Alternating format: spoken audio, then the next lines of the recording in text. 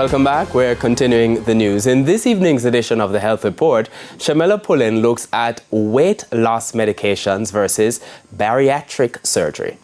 The popularity of anti-obesity medications has exploded in recent times, with numerous persons who are obese trying to access the drugs.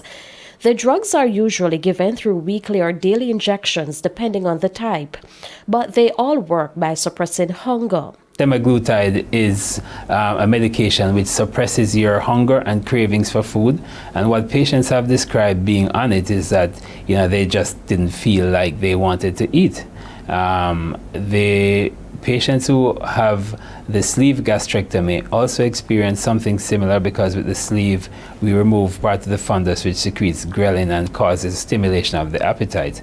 So the patients on Ozempic have said, especially patients who used to have poor eating habits, who would crave food, that medication has helped them in terms of it has cut down those cravings. Despite the new medications on the market, bariatric surgeon Dr. Lindbergh Simpson says the argument that this will be the end of bariatric surgery is not true. Most patients now have a minimal invasive procedure, and even the minimal invasive procedure is improving with technologies to look at blood flow, robotic surgery. So bariatric surgery is getting more and more safe. It has a long head start on the medications, and even though the upfront cost is usually more, when you add the cost of taking these medications once a week for 52 weeks for the year, 5 years, then the cumulative cost tends to be more with the medication, and the weight gain not as great.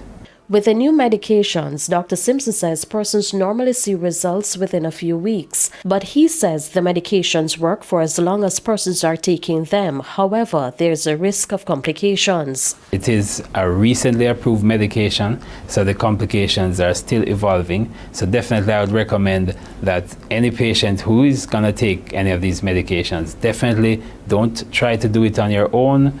Don't try to get the medication sent to you from overseas or anything like that.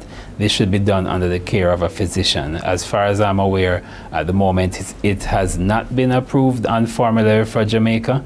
Dr. Simpson says bariatric surgery remains one of the better options for sustained weight loss. With our health report, I'm Shamela Pullen, wishing you good health.